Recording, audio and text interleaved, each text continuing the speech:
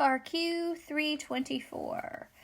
This is like a flash from the past. This is some older stuff that you need to be reminded of, because they could certainly and probably will put some of this stuff on here.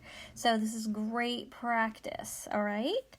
So it's like taking the derivative, doing the tangent line, and continuity all together. So it's kind of a simple setup. You have a function f of x, and it's the square root of 25 minus x squared, and it's defined here between -5 and 5. So the first thing they ask you is the derivative of that. So you got to do this right, and it's really important that you take the derivative right. So let's rewrite this as f of x, just for your sake, 25 minus x squared to the 1/2, and that'll probably make things easier.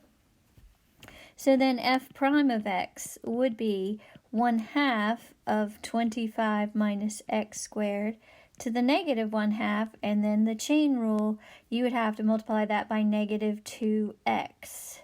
So what happens is the 2 and the 1/2 cancel out, but you still have the negative. So you have a -x over the square root of 25 minus x squared.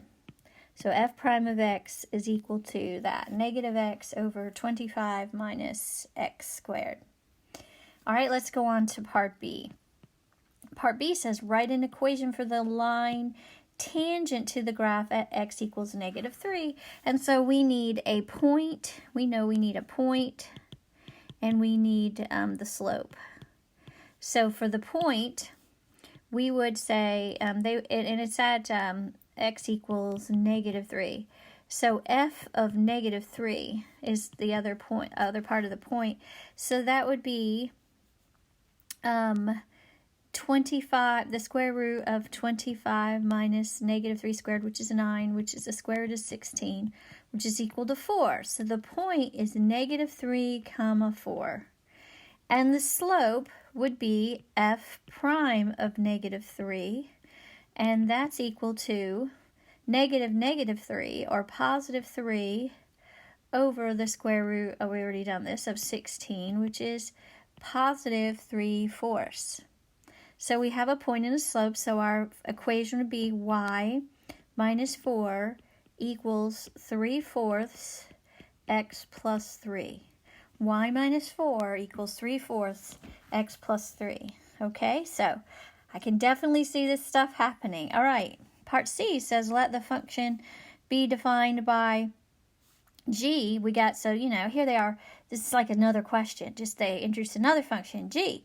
And they say, okay, g is a piecewise function, and the first part is the function f of x, which is just, that, for between -5 and -3. And then it's x plus 7 for -3 to 5. It says, is g continuous at x equals -3? Use the definition of continuity to explain your answer. So you've got to remember the 3 things about continuity. Okay, so the first thing is, does the function exist at -3? So f of well, we're talking about g, so don't do f. Sorry. So g of -3 is definitely exists, because you come down to this function and you would use the top one because that's where it has less than or equal to -3. So it would be what f of x is at -3, and didn't you figure that out? It is 4, right? So we have that it's equal to 4, and so if you want to write exists and equals 4. So then that's part A, 1. And then the limit has to exist, right? So the limit as x approaches -3 from the left of g of x, okay, is equal to, so this, it would be the equals 4. We just did that one, really, right? Because we're figuring it out from this equation. So that equals 4. The limit from the right would be the bottom equation, And so that equals negative 3 plus 7, that equals 4.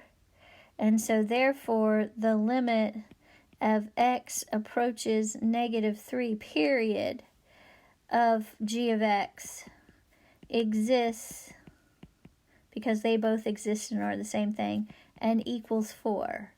So the third one is, you would say g of negative 3 is equal to 4, which is equal to the limit as x approaches negative 3 of g of x, because they all equal 4. So this means they equal each other. That was the third thing.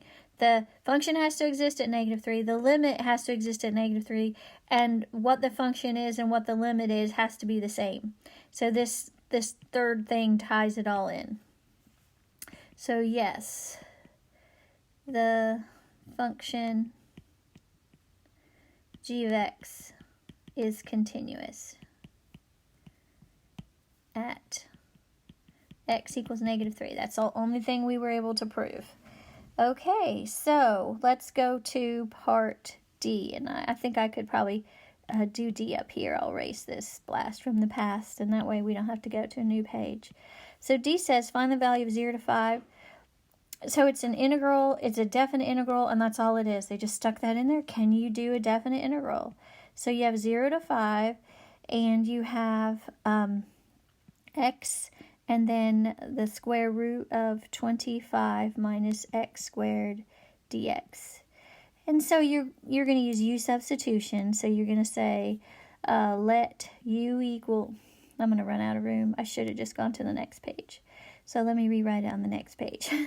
Integral of 0 to 5 of x square root of 25 minus x squared. So we're going to say let u equal 25 minus x squared. So du is negative 2x dx. So dx is du over negative 2x. So our x goes away, but we have this 1 over negative 2. So we now have 1 over a negative 1/2 out here. Now, then we have, I'm going to put a box here and a box here because we're used u substitution, so those have to change. Don't forget, in definite integrals, those have to change.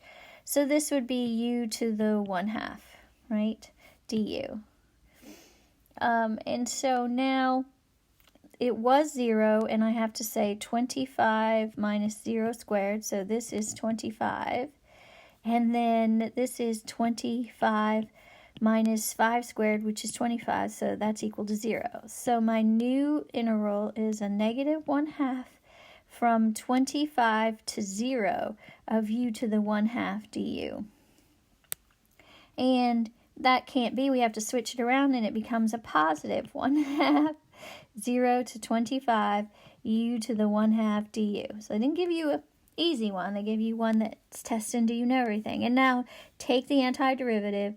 That's a 1/2 times u to the 3/2 over 3/2, so it would be times 2/3. So you would get from 0 to 5, 1/3 u to the 3/2 from 0 to 5. So that is 1/3. Let's do the math now. And the 0 will go away. Now that you always need to check that. And that's, I'm sorry, this was 25 up here, right? The square root of 25 is 5. 5 cubed is 125. So the answer would be 125 over 3. All right, so that was awesome, the way they put all those different things in. They wanted, can you take the derivative? Can you do a definite integral? Can you write the tangent line? And do you know continuity? I swear, guys, this is a really good question. Again, see how they mixed so many things into one question? And I'm imagining they'll just keep adding like 4 more things. What else do I want to ask about these functions to see? Like increasing, decrease, you could throw any of that in there with the same thing, okay? I can see how they can make these FRQs a little bit longer. All right, I'll stop there. That was the last FRQ.